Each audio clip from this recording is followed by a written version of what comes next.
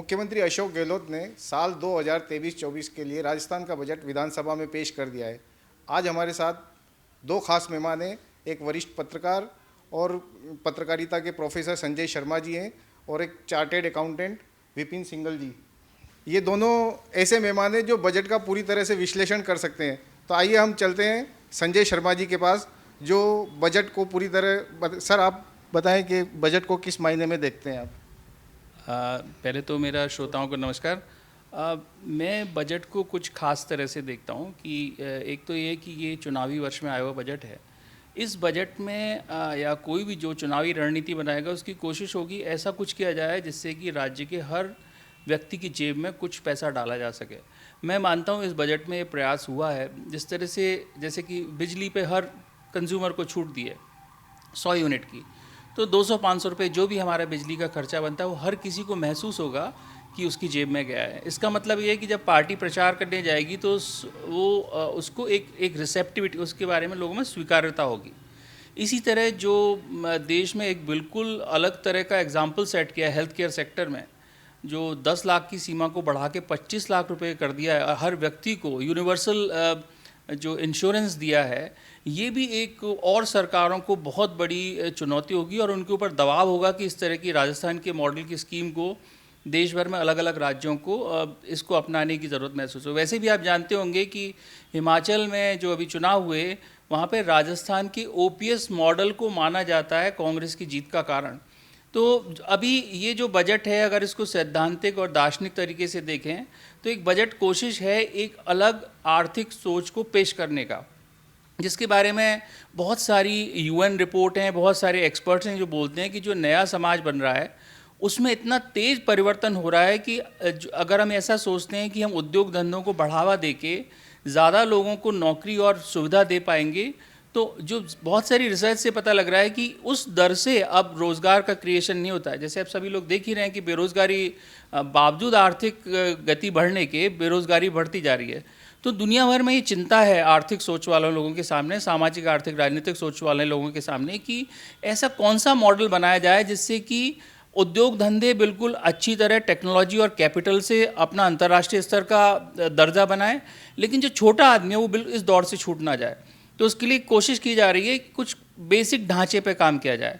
उस बेसिक ढांचे में एक बात है पूरी तरह स्वास्थ्य सुरक्षा देना, और दूसरा उसके अलावा है कि आपकी शिक्षा के बारे में ऐसी चीज़ें तैयार की जाएं जिनसे कि जो गरीब आदमी उसको चिंता ना रहे कि अगर मेरा जॉब छूट गया या मेरी इनकम कम हो गई, जैसे कि महंगाई बढ़ रही है तो कहीं उसके स्कूल से बच्चे बाहर ना जाएं।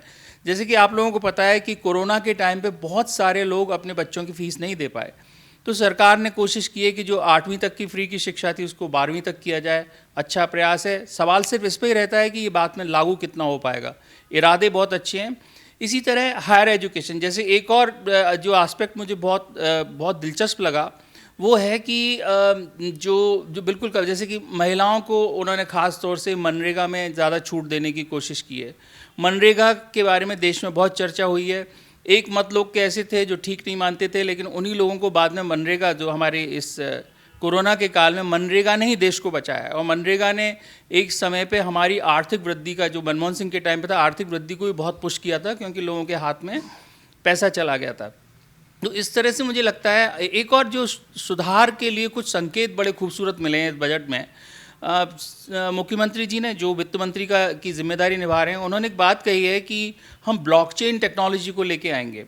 तो ब्लॉकचेन के बारे में आप लोगों को भी सिर्फ आमतौर पे हम लोगों को बिटकॉइन के बारे में पता है, लेकिन ब्लॉकचेन से जो नई दुनिया बनने वाली है उसमें होगा क्या कि आपका जो सारे रिकॉर्ड्स हैं सरकारी, उन सरकारी रिकॉर्ड्स को एक छोटे से सिक्के जैसे उसमें एक चिप में पूरे प्रदेश के आंकड़ों को हम तुरंत रख सकते हैं। और वो आंकड़े, ब्लॉकचेन का मतलब होता है एक तरह से ओपन लेजर, ऐसा लेजर जैसे मैं भी देख रहा हूँ, आप भी देख रहे हैं और आप भी देख रहे हैं। तो इसका मतलब ये है कि उसमें चोरी और परिवर्तन का स्कोप नहीं है।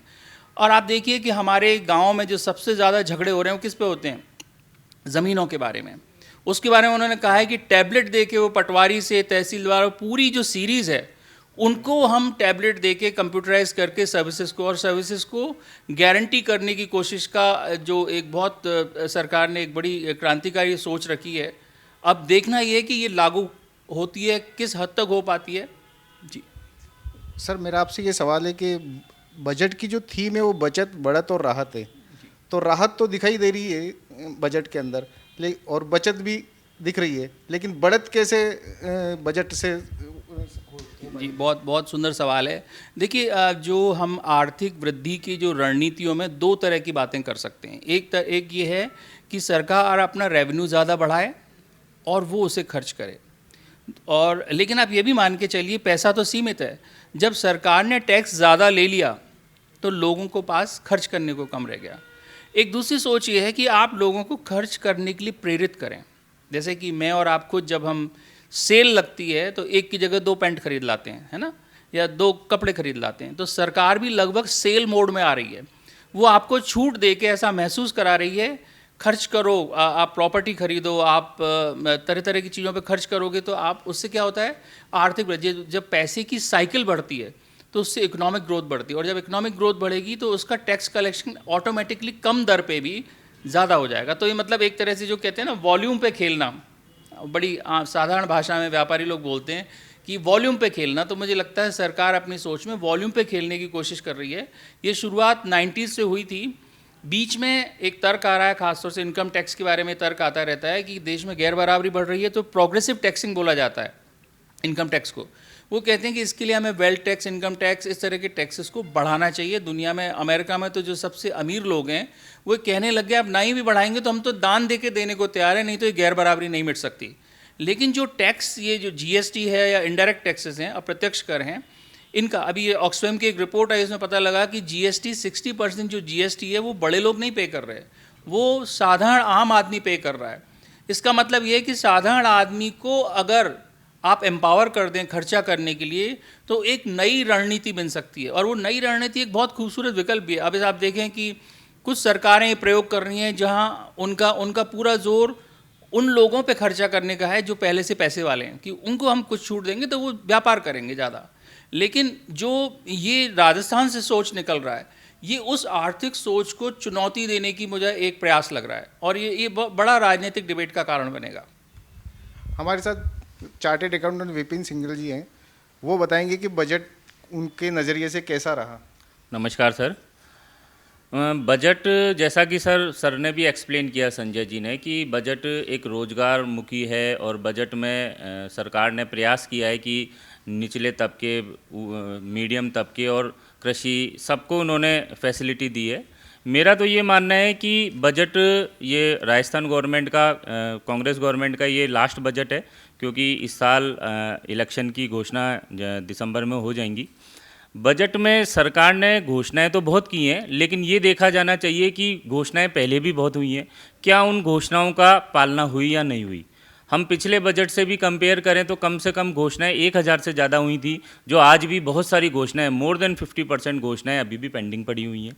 कई सारी घोषणाएं जो हैं वो रिपीटेटिव नेचर की भी हैं, जैसे कृषि कल्याण में बजट को बढ़ाना, कुछ छूटों को बढ़ाना, वो डायरेक्ट या इनडायरेक्ट वे में तो पिछले साल को ही रिपीट करने जैसा ही होता है।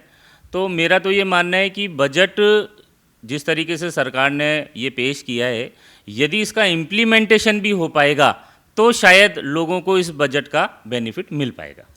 सर, लेकिन मेरा आपसे एक सवाल है कि मुख्यमंत्री जी ने जो बजट के अंदर एमनेस्टी योजना पे बहुत जोर दिया है, कोई नया टैक्स नहीं लगाया है, और एमनेस्टी योजना जिस डिपार्टमेंट की उसकी सीमा आगे बढ़ा दी है, तो क्या उससे कुछ लाभ होगा सर?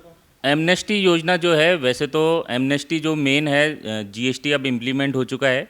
पहले सरकार के पास कलेक्शन का मेजर सोर्स सेल टैक्स हुआ करता था। सेल टैक्स की एमनेस्टी योजना वैसे भी पिछले 2-3 सालों से एक्सटेंड हो रही है। इस बार भी उन्होंने उसको बढ़ा के, जो समय दे रखा था 31 मार्च का, उसको बढ़ा के 30 सितंबर कर दिया है। बट उसमें छूट उन्होंने और नहीं बढ़ाई है। एक इन्होंने आबकारी, जो शराब से रिलेटेड जो पब्लिक जो काम करते हैं उनको भी उन्होंने ब्याज का और मूल राशि में 50% की छूट दी है। तो एमनेस्टी में भी ज़्यादा बेनिफिट नहीं हुआ। अभी तो ये घोषणाएं हुई हैं, अभी इसका नोटिफिकेशन निकलना भी बाकी है। कई बार नोटिफिकेशन निकलते निकलते भी बहुत टाइम लग जाता है। तो घोषणाएं लागू हो जाएंगी जब इसका उपयुक्त बेनिफिट मिल पाएगा। सर, एमएसएमई पे मुख्यमंत्री का पूरा फोकस रहा है, तो एमएसएमई टावर जैसे यहाँ पे बनाने की बात कही है, कुछ औद्योगिक क्षेत्र खोलने की बात की, उसका कितना असर होने वाला है राजस्थान पे? सर यदि वो वास्तव में इम्प्लीमेंट होता है तो पूरे राजस्थान जनता के लिए ये फ़ायदेमंद ही साबित होगा। चाहे नए हॉस्पिटल्स खोले जाएं, चाहे एमएसएमई टावर खोले जाएं, चाहे औद्योगिक क्षेत्र में वृद्धि की जाए, तो यदि ये लागू हुआ तो सब चीज़ों का इनको राजस्थान की जनता को बेनिफिट मिलेगा इसका। क्या ये चुनावी बजट है? बिल्कुल है, चुनाव से रिलेटेड है, क्योंकि ये लास्ट सरकार का इलेक्शन का पीरियड है, तो चुनावी बजट बिल्कुल है ये। सर हमारे साथ जो मुख्यमंत्री ने सारे संभागों को लेके जो घोषणाएं की है, जैसे जोधपुर में मेडिकल यूनिवर्सिटी की घोषणा की, उदयपुर में जो देवास बड़ी योजना है 3rd 4th की घोषणा की है, इसी तरह कोटा में एक साइंस सेंटर बनाने की घोषणा की है, उसका कितना इम्पैक्ट रहेगा युवाओं पर और उसको लेके? देखिए, मैं बजट बहुत से चलते चलते सुना है मैंने, लेकिन जो मैं उसमें देख पा रहा था, मैं उस बजट को 2-3 नज़रिए से देखने की कोशिश कर रहा था। उनमें से कुछ चीज़ें ऐसी हैं जो सीधे लोगों को फ़ायदा पहुंचाने की है। दूसरा, मैं खुद शिक्षा के बारे में काफ़ी सतर्क हूँ। अपने अलग से भी शिक्षा के मामले में हम कुछ काम करते हैं अपनी यूनिवर्सिटी के अलावा, जहाँ हम शिक्षा को सार्थक बनाने की कोशिश कर रहे हैं। तो हमारा मानना ऐसा है कि कुछ चीज़ों पे जो, जैसे मुझे इसमें से जो बजट, एक चीज़ में अच्छी लगी शिक्षा में, उन्होंने बायोडाइवर्सिटी की बात की है। ये मुझे पिछली सालों का पता नहीं है और राज्यों का पता नहीं है, लेकिन ये दुनिया की सबसे बड़ी चिंता है, और ख़ास तौर से उन राज्यों में बहुत बड़ी चिंता है जो पहले से ही बड़े विशिष्ट हैं। राजस्थान रेगिस्तान की वजह से बड़ा विशिष्ट राज्य है। तो यहाँ की बायोडाइवर्सिटी मतलब ये है कि यहाँ के जानवर, यहाँ के पेड़ पौधे वो बड़े ख़ास हैं। और एक बहुत इंटरेस्टिंग हार्वर्ड की रिसर्च है जो बताती हैं कि जो प्रजातियाँ, चाहे मानव हो, चाहे जानवर हो, चाहे पेड़ पौधे हों, स्ट्रेस से निकलते हैं, वो बेहतरीन सर्वाइवल की दवाइयाँ पैदा करते हैं। अब आप सोचिए कि शायद, मुझे नहीं पता राजस्थान में हम इसको भुना पा रहे नहीं भुना पा रहे, रेगिस्तान के जो पेड़ पौधे हैं वो जो वैल्यू क्रिएट कर सकते हैं। ऐसे हिमालय के बारे में तो लगभग सभी को पता है कि हिमालय में आयुर्वेद की एक तरह से अड्डा, आयुर्वेद का जो भी कुछ डेवलप होता है वो हिमालय से आता है। तो राजस्थान में भी इसका बहुत स्कोप है। अब क्या हो रहा है कि राजस्थान का लैंडस्केप चेंज हो रहा है। इंदिरा गांधी कैनाल की वजह से वेस्टर्न राजस्थान में पानी आ गया, वहाँ बदलाव आ रहे हैं। अब पानी की और भी, जैसे ईस्टर्न राजस्थान कैनाल प्रोजेक्ट के थ्रू भी बहुत जगह पानी लाने की कोशिश करें। उससे होगा क्या कि जो परंपरागत वहाँ के पेड़ पौधे हैं उनमें बदलाव आएगा। हो सकता है कुछ चीज़ें ना रहें, कुछ चीज़ तो। उन्होंने बायोडाइवर्सिटी की बात की है, बायोडाइवर्सिटी की बात की, और उसके लिए इंस्टीट्यूट बनाना, यूनिवर्सिटी बनाना, ये एक बहुत महत्वपूर्ण कदम होगा। मेरा मानना ऐसा है, आपको अगर याद हो तो दुनिया में बोला जाता है कि डेटा इज़ वेल्थ। तो हम जो क्लाइमेट चेंज के बारे में जो सतर्कता को देखते हुए हमें ऐसा लगता है कि डेटा के साथ साथ बायोडाइवर्सिटी इज़ द वेल्थ। जो नई दुनिया बन रही है, क्लाइमेट चेंज की जो कंडीशंस खड़ी हैं, उन हालत में जो कौन सा जीन कहाँ सर्वाइव कर रहा है, ये बहुत महत्वपूर्ण रोल प्ले करेगा। राजस्थान ने इस मामले में प्रयास करने की कोशिश की है। और अलग अलग क्षेत्र का भी आप कह रहे हैं, जैसे जोधपुर, कोटा, तो वो तो आप समझते ही हैं कि सारे जो हमारे संभाग हैं वो अलग अलग चरित्र के हैं, अलग अलग तरह से राजनीतिक रूप से व्यवहार करते हैं वो। तो मुख्यमंत्री जी की कोशिश होगी कि उस तरह से लोगों को साथ सकें। सर बजट में ऐसी कौन सी चीज़ें जो नहीं हो पाई है और आपके हिसाब से होनी चाहिए थी? सर वैसे तो इस बजट में सरकार ने चाहे मध्यम वर्गीय है उसका भी विशेष ध्यान रखा है। यूनिट जो बिजली की पहले 50 यूनिट फ्री मिलती थी वो बढ़ा के अब इन्होंने 100 यूनिट कर दी हैं। रोडवेज में महिलाओं को 50% की छूट दे दी है। जो कोचिंग, जो भी बच्चे पढ़ते हैं, जो भी एग्ज़ाम दिया करते थे, उनको भी बढ़ा के उन्होंने अब ये कर दिया कि उनको कोई भी प्रतियोगिता परीक्षा की 1 टाइम फीस लगेगी, उसके बाद उनको कोई पैसे देने की ज़रूरत नहीं है। तो वैसे तो सब चीज़ों का मुख्यमंत्री जी ने ध्यान रखा है कि बजट इस तरीके से बने कि ये लोक मंगलकारी बजट उनके लिए साबित हो। तो वैसे सभी वर्गों का ध्यान रखा है, लेकिन इस बार इन्होंने स्टार्टअप्स या उद्योगों के लिए कोई विशेष ध्यान नहीं रखा। स्टार्टअप्स के लिए गवर्नमेंट का यहाँ पे एक टेक्नो हब भी बना हुआ है और टेक्नो हब पे और विस्तार हो रहा है। तो सेंट्रल गवर्नमेंट क्या है कि स्टार्टअप्स के लिए बहुत अच्छा बजट भी लेके आ रही है और उनको प्रोत्साहित भी कर रही है। तो इस बजट में एक तो सरकार ने स्टार्टअप्स के लिए कोई ध्यान नहीं दिया। स्टार्टअप्स पे उन्होंने 10 लाख के ऊपर कुछ स्टाम्प ड्यूटी वगैरह में छूट दी है। सर वो स्टैम्प ड्यूटी की जो छूट है वो केवल इतना सी छूट है कि यदि वो कोई भी स्टार्टअप अपनी प्रॉपर्टी को उस स्टार्टअप में ऐड करता है तो उसको छूट मिलेगी। मैं बात कर रहा हूँ कि जो नए स्टार्टअप्स हैं, नए स्टार्टअप्स जो युवा हैं जिनके पास योजना तो है बट उस योजना को मूर्त रूप में लाने के लिए पैसे नहीं है, उसमें सरकार अपनी तरफ से हेल्प करती है। कोविड में सरकार ने 5 लाख रुपए की हेल्प की थी, तो उस बजट को बढ़ा के सरकार ये कर सकती थी कि नए यदि कोई स्टार्टअप्स, कोई वैलिड स्टार्टअप हैं तो उनको फंड दिया जाए या उनको कोई सब्सिडाइज रेट के ऊपर उनको लोन भी वो दे सकते थे, तो वो इस बजट में नहीं था। तो ये थे हमारे एक्सपर्ट जिन्होंने बजट का पूरा विश्लेषण किया है। और इसी साल चुनाव भी होने हैं और इसको चुनावी बजट भी कहा जा रहा है। अब चुनावों में ही पता चलेगा कि अशोक गहलोत के इस बजट बढ़त और राहत वाले बजट पर जनता कितनी मोहर लगा पाती है। कैमरामैन सुरेश तानिया के साथ सैयद हबीब, जयपुर।